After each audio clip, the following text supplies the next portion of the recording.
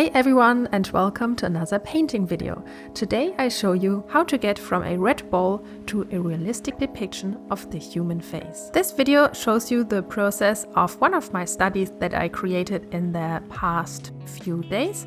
And this one was especially interesting for me because the reference photo had this huge red lighting on the side of the face. And I didn't have any better plan to start this portrait by just starting with a red ball in the middle of the paper. I'm painting on regular paper with a pattern here, and I'm starting with acrylics. If you want to start with oils, you have to prime your paper first. But if you start with acrylics, you can just paint right away on the paper. And in this video I show you that it doesn't matter how complicated and difficult a portrait may seem in the beginning and how ugly and strange your first strokes may look in the beginning as well. In the end, you can get this portrait to a realistic depiction or to just a nice finish. As always, you can find all materials that I used to create this painting in the video description. Okay, let's start. My reference photo is from Pixabay and looked quite daunting in the beginning, and I wasn't sure how to paint that at all. So I started, as I said before, with just placing a ball in the center of the paper. And I also divided this ball in the middle and filled in the right side with red and the left side with this Naples yellow light or something like that. I'm working with the Arteza acrylics as always, and I have a huge range of colors. In fact, there are 60 acrylic colors, and I don't pay attention to the color names. I just pick the colors that fit to the reference photo. Then I tried to determine the positions of the facial features, the eyes, the nose, the mouth, and the eyebrows. Since I am painting with acrylics, I don't have to pay attention to any drying times. This is great because this means I can paint as messy and as ugly as I want. I don't have to pay attention to anything besides the proportions of the portrait and the colors if I want. Anything else, like how ugly all my lines look, doesn't matter at all. I can just use the hairdryer or just wait a little bit, and then the acrylics has dried and I can add another layer.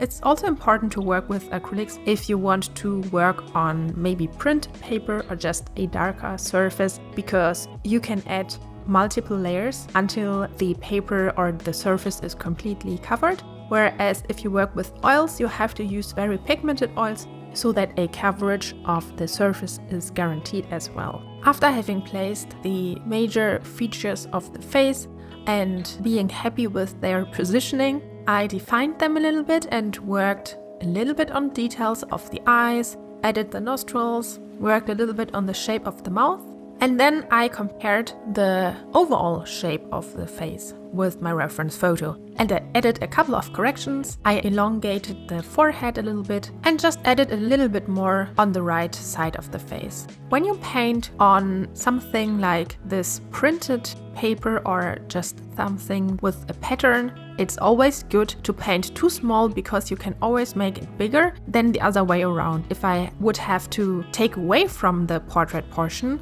it wouldn't be possible because then I would have to add another color to the paper and I would have painted over the print, which maybe wouldn't be such a problem. So I could have used white or something like that, but just something you have to keep in mind.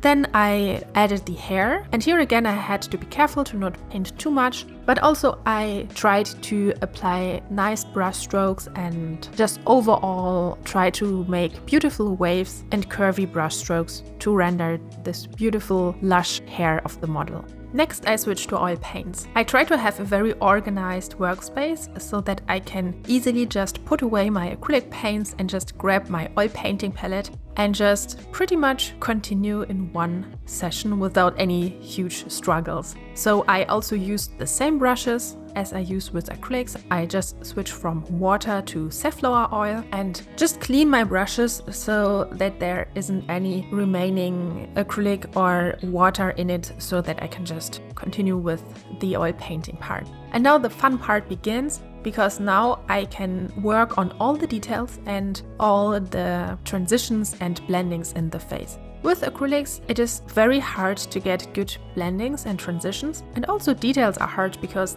you can't really paint as fine as you can with oils, at least in my experience, because the acrylic paint is always a little bit thick.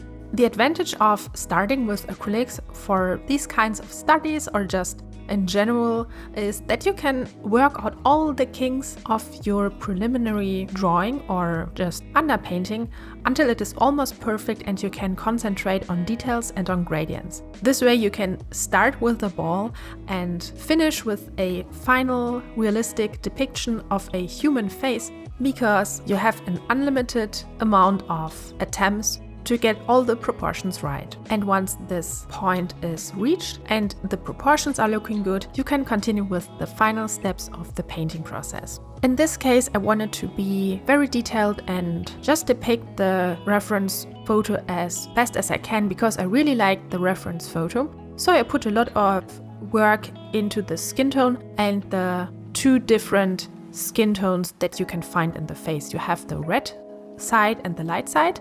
And here I noticed that it doesn't really matter how good the transition between the orange, the red and the light skin tone is. So I simplified it into 3 tones basically, this ochre tone, the red and the light, and I just blurred the transitions between the 3 colors. Since this portrait is so small, I didn't pay attention to more gradients or more transitional colors in between. And this made the process definitely easier because it's kind of difficult to get the color values right of this intense bright red and orange tones. I spent a lot of time refining the portrait and in the end I added a couple of highlights in the eyes and on the lips before I continued with my favorite part of the painting, which was painting in the beautiful curls of the hair. Here I alternated between thicker brush strokes for the inside of the hair for the larger curls, and then at the outside I used a small detail brush to add some individual beautifully curled hair strands. I also added a couple of red lights on the curls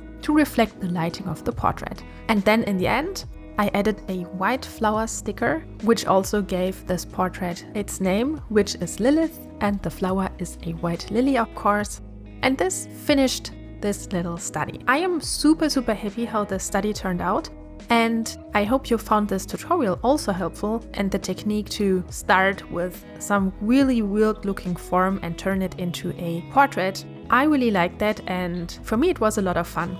This study is available for purchase in my online shop, and if you want to give her a new home, just follow the link in the video description. For those of you who don't know yet, my painting videos on YouTube show you my painting process only in time-lapse. If you want to learn my process with me explaining what I do in real time and step by step, support me on Patreon for a small amount per month. I have almost 100 painting lessons and tutorials for you that work you through a complete painting from start to finish that are way longer than the ones you can find on my YouTube channel. You can download my reference photo, my sketch and the material list for many of my tutorials. If you want to learn more, I have lots of tutorials and real-time lessons available for you on my Patreon site, in which I teach you my technique in detail and step by step. In many of my videos you even get to see my mixing process in a second camera window, and you can download the reference photo too. And for only $10 you get access to another whole library of unrated but even longer real-time videos of all my recent artworks. If you have seen some of my works and you always wondered how I did them, then this pledge is the right one for you. Just visit my website and browse the tutorial section. There you will find a list of all lessons and real-time videos available. And for the extra portion of art, you might even fancy the art surprise tier. For only $5 more, I send you a beautiful set of 3 unique art gifts each month. I chose the best artworks and illustrations that I created and turned them into beautiful magnets, stickers and postcards, which are not only wonderful decorations for your home, but also are rare collectibles, because once I send them out,